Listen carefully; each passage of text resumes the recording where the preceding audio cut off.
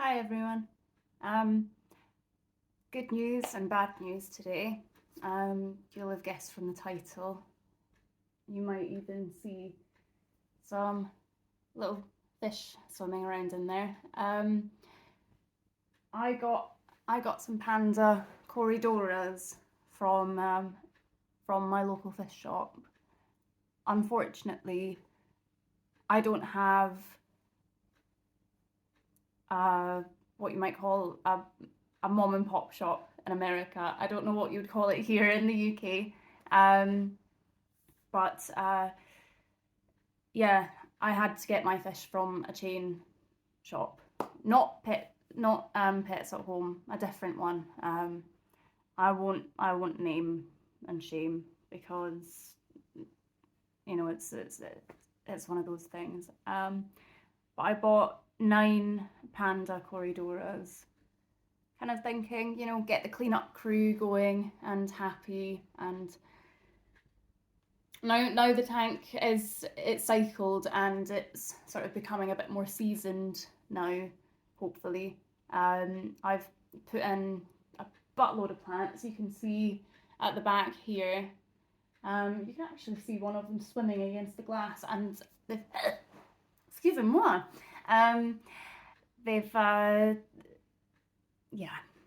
So anyway, I bought 9 Panda Corrydoras, and one by one they died. My tank has cycled.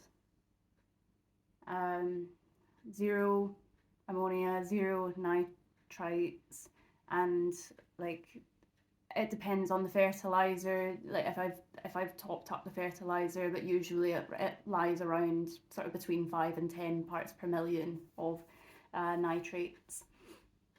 So I wasn't worried about that. But when they came to me, well, when I left the shop, it wasn't a good sign. That when my friends and I kind of showed off our hauls, our sort of bags of victory with our fish and shrimp. One of mine was dead already, just from going to the car. So I went back into the shop, and they did replace the fish that had died. And that's really sad. I don't know if it was just I don't know if it was injured during catching, or if it had been so stressed that it had a heart attack, or some other illness that just happened to snuff it out then and there. But yeah, so I went home and acclimated the fish.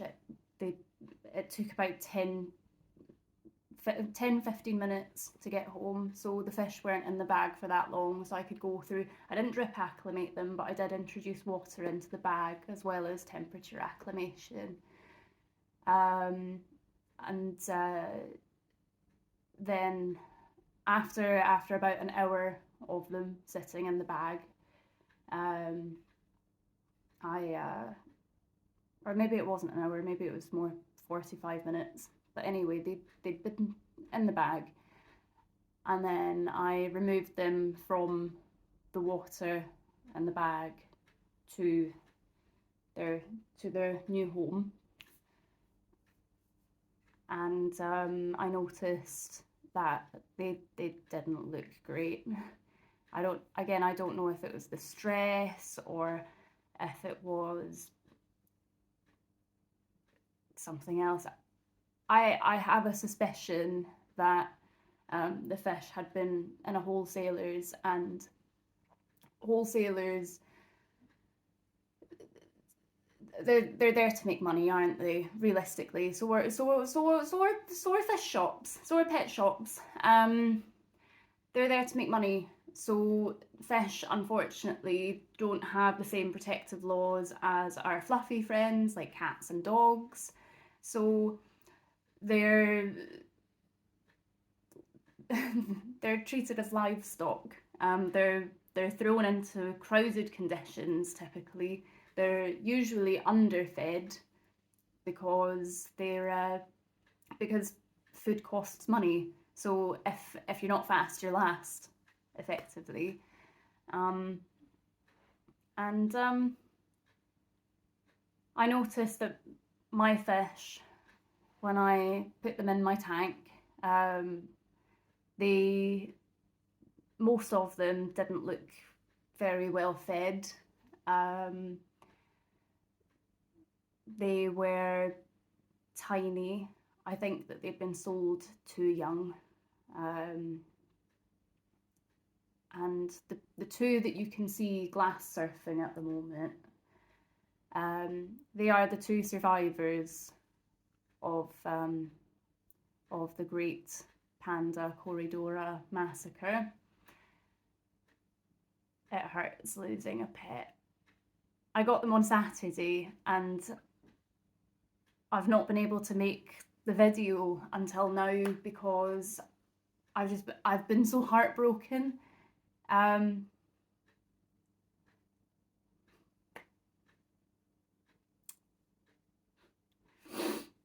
don't want to cry on camera. Get back in there, tears. So I'm gonna cry.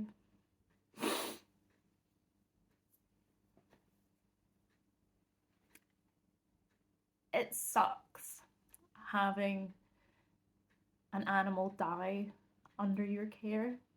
Never mind most of them. And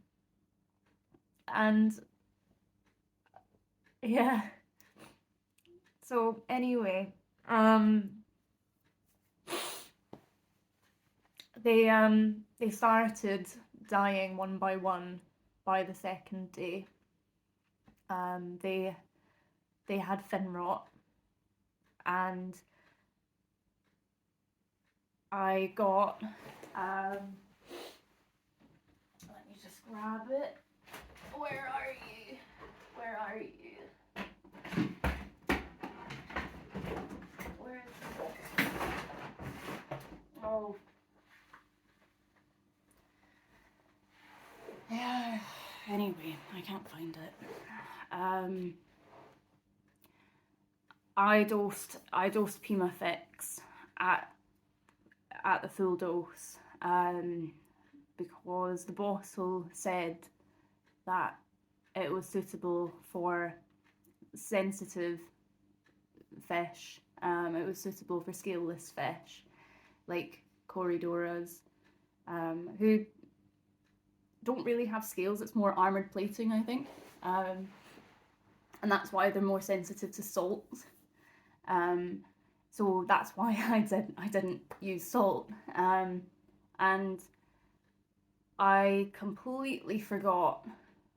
It's my bad. I completely forgot that methylene blue targets fungi as well as being an all-round antibacterial. Of course, I wouldn't put it in the tank, but with the Pima Fix, the fish didn't respond well.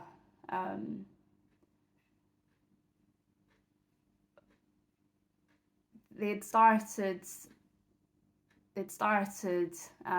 sort of death spiraling before I dosed the Pima Fix, and it was sort of when you see the death spiral, you know it's gonna be, they'll either make it or they won't, because unfortunately I don't think that they were given to me in good condition, and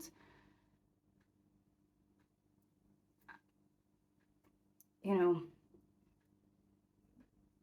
I feel so sorry for these fish. They don't deserve to go through what they went through. And people might just say that they're just fish, but They're living animals. They don't deserve what they've been through.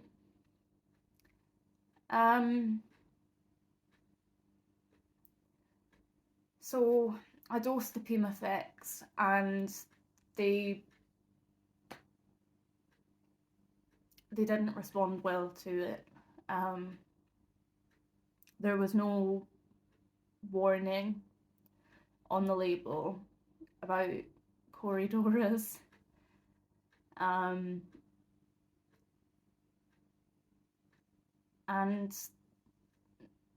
yeah, as soon as I dosed the tank, it was as if they'd been like heavily sedated, and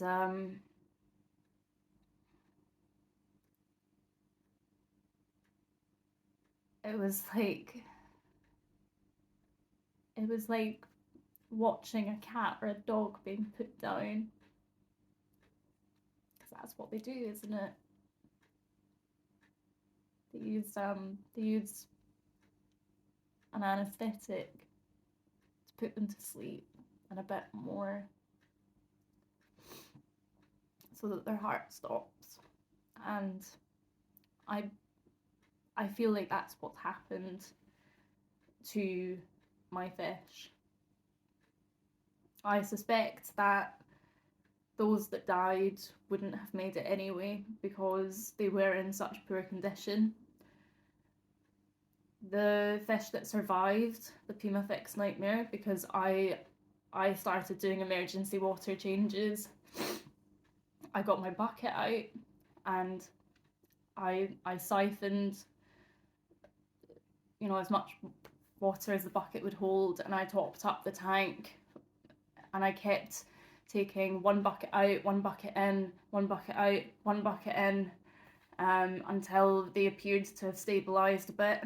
And then I did the regular 50% water change after that. And 4 of them were alive at that point, so I had lost over half of them. I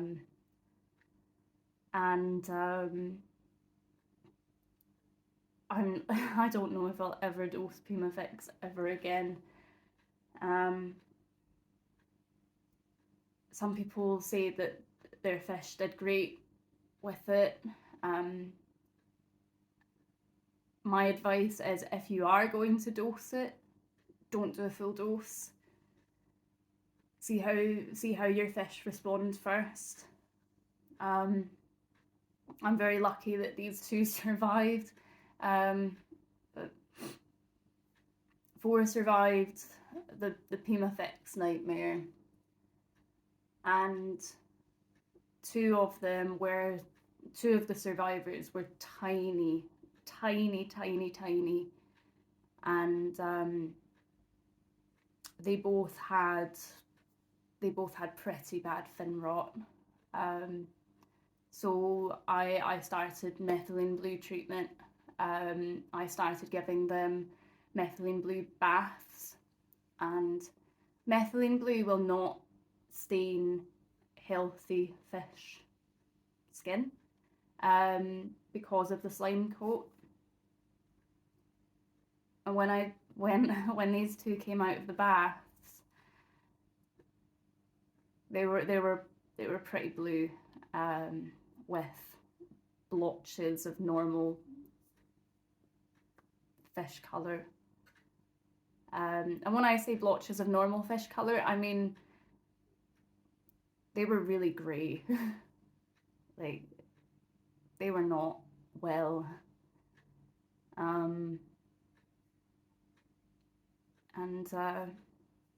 Yeah, that's been the nightmare. And now there are only 2 left, and you can see them glass surfing a lot. That is a sign of stress. but my parameters are fine. Temperatures like 25 degrees. The oxygen level should be fine.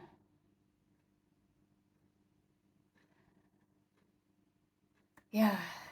But yeah, these guys are probably more stressed out because there were 9 and now there's 2. They're absolute troopers, the 2 of them. They are inseparable.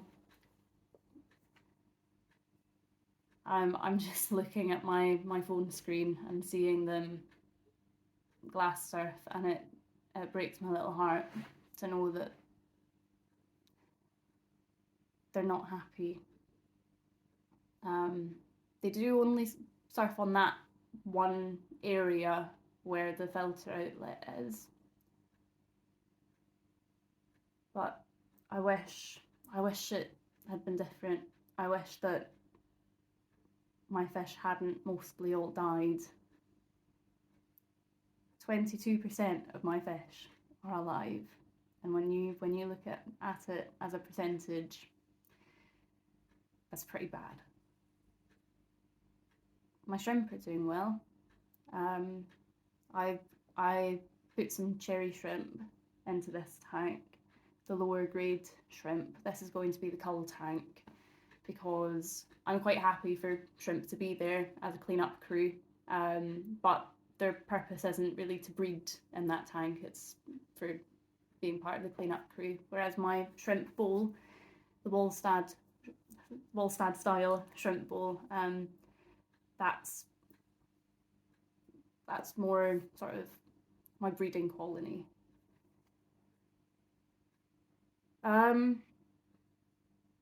So yeah, I'm gonna end this video now. I'm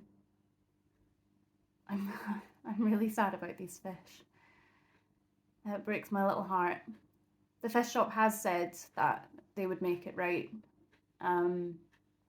once they have more stock in, but it's not going to be for another week or 2, and I'll have to call and check.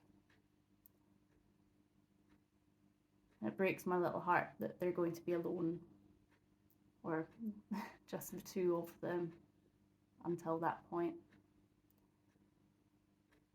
So yeah, I'm sorry this isn't a happy video.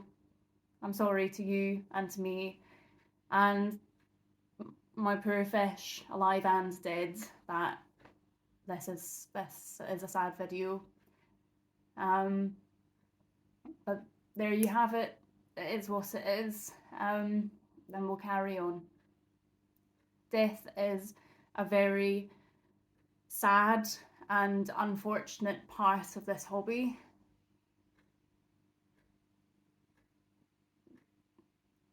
But it hurts a lot less when the fish have lived a full and happy life rather than you bringing them home and it all goes pear-shaped for everybody involved.